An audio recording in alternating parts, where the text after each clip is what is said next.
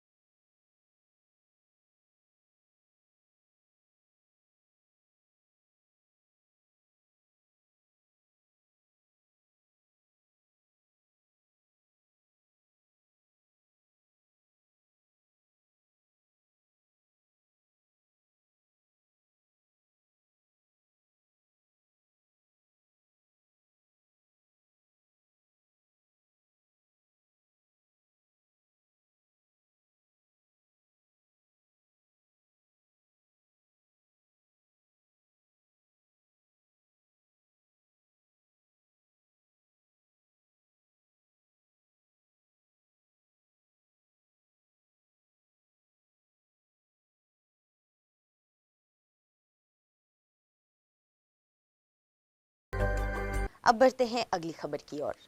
चराइदेव जिले के सापेखाती की रहने वाली प्रियंका आरंधरा ने दिल्ली के नोएडा में आयोजित सौंदर्य प्रतियोगिता में भाग लेकर अखिल भारतीय स्तर के रॉयल इंडिया इंटरनेशनल का खिताब जीतकर असम का नाम रोशन किया है।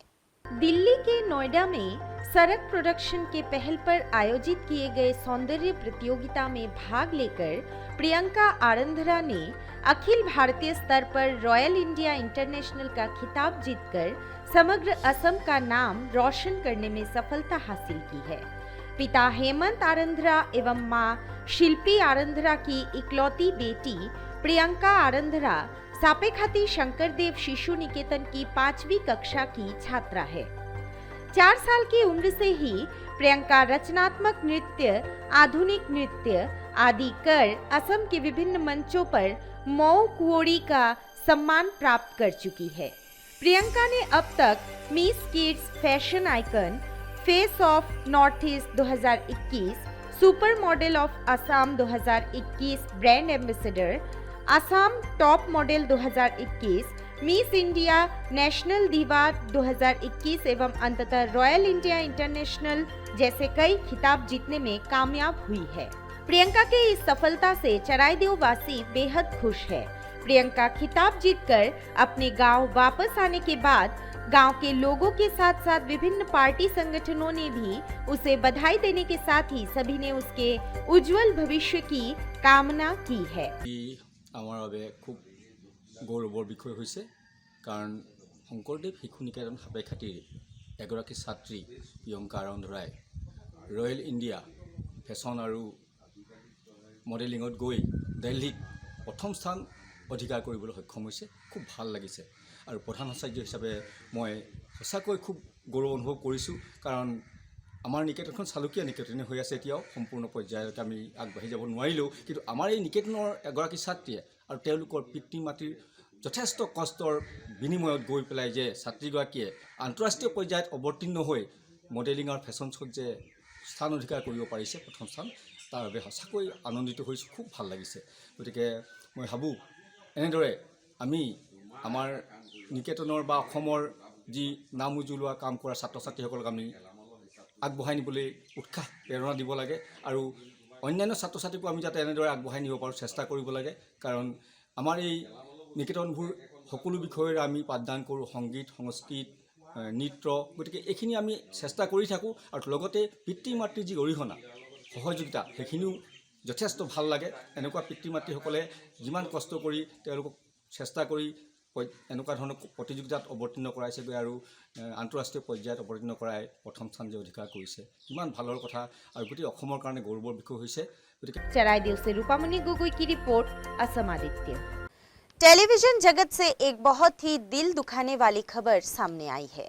B.R. चोपड़ा के मशहूर सीरियल महाभारत में भीम का किरदार निभाने वाले शानदार एक्टर प्रवीण कुमार सोबती का आज निधन हो गया है। प्रवीण ने 74 साल की उम्र में अंतिम सांस लेते हुए इस दुनिया को हमेशा के लिए अलविदा कह दिया है। प्रवीण कुमार के निधन की खबर से हर कोई सदमे में है। B.R. चोपड़ा के मशहूर टीवी सीरियल महाभारत में भीम का किरदार निभाने वाले प्रवीण कुमार सोबती का निधन हो गया है। वो 74 साल के थे। प्रवीण कुमार ने अपने करियर में एक्टिंग के अलावा खेल में भी हिस्सा लिया था। वो एक एथलीट भी थे। प्रवीण कुमार सोबती ने 2 बार ओलंपिक में भारत का प्रतिनिधित्व किया था। एशियन और कॉमनवेल्थ गेम्स में उन्होंने देश के लिए कई गोल्ड और सिल्वर मेडल हासिल किए। खेल के प्रति उनके योगदान के लिए साल 1967 में उन्हें अर्जुन अवार्ड से नवाजा गया था। स्पोर्ट्स में सफल करियर बनाने के बाद प्रवीण ने 70 के दशक के अंत में शोबीज में अपना करियर शुरू किया। टाइम्स ऑफ इंडिया के साथ एक इंटरव्यू में प्रवीण ने अपनी पहली बॉलीवुड फिल्म के बारे में बताया था। उस वक्त वो कश्मीर में एक टूर्नामेंट में थे। उनकी पहली भूमिका रविकांत नगाइच के निर्देशन में बनी एक ऐसी फिल्म में थी जहां उनका कोई डायलॉग नहीं था। बाद में प्रवीण ने साल 1981 में फिल्म रक्षा में अहम भूमिका निभाई। बॉलीवुड में अमिताभ बच्चन की शहंशाह में मुख्तार सिंह के रूप में उनकी सबसे यादगार उपस्थिति थी।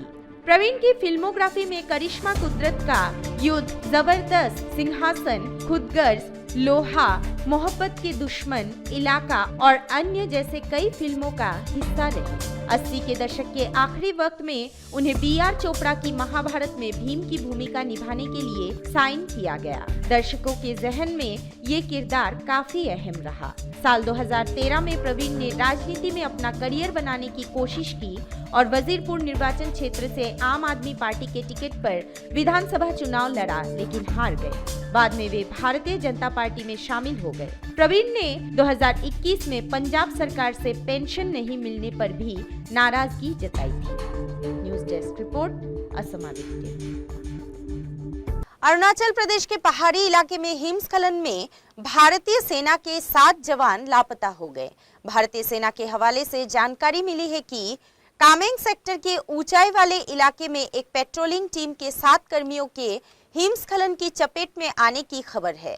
इस हादसे के बाद सेना का खोज और बचाव अभियान जारी है। वहीं बचाव अभियान में मदद के लिए विशेष टीमों को एयरलिफ्ट किया गया है। अरुणाचल प्रदेश में एक एवलांच यानी बर्फीले तूफान की चपेट में आने से 7 सैनिक लापता हो गए हैं। ये एवलांच 6 फरवरी को चीन से सटी LAC के कामेंग सेक्टर में आया था। भारतीय सेना के मुताबिक ये 7 सैनिक एक पेट्रोलिंग पार्टी के हिस्सा थे। भारतीय सेना के मुताबिक लापता हुए सैनिकों की तलाश में एक स्पेशल टीम को कामेंग सेक्टर में एयरलिफ्ट किया गया है ताकि सर्च एंड रेस्क्यू ऑपरेशन में तेजी लाई जा सके। जानकारी के मुताबिक जिस वक्त कामेंग सेक्टर में एवलांच आया उस समय LAC के हाई ऑल्टीट्यूड एरिया में भारतीय सैनिक पेट्रोलिंग कर रहे थे। बर्फीले तूफान की चपेट में आने से सभी 7 सैनिक लापता है। एवलांच आने से 3-4 दिन पहले से इस सेक्टर में बर्फबारी होने के कारण मौसम खराब था। अरुणाचल प्रदेश से सटी LAC पर हालात तनावपूर्ण बने हुए हैं। चीन ने अरुणाचल प्रदेश के करीब नए गांवों का निर्माण किया है, जिन्हें युद्ध की परिस्थितियों में सैनिकों के बैरक में तब्दील किया जा सकता है। हाल ही में अरुणाचल प्रदेश के सियांग जिले में एक युवा गलती से चीन की सीमा में दाखिल हो गया था। करीब 1 हफ्ते चीनी सेना की कस्टडी में रहने के बाद चीन ने युवक को बाद में भारतीय सेना के हवाले कर दिया था। News desk report, Assam Aditya. और अब समय है देश दुनिया के इतिहास में आज यानी कि 8 फरवरी की तारीख पर दर्ज अन्य महत्वपूर्ण घटनाओं के बारे में बताने की। आज के दिन सन 1705 में औरंगजेब ने अपना अंतिम सैनिक अभियान चलाया था। 1785 में वॉरेन हेस्टिंग्स भारत से रवाना हुए थे।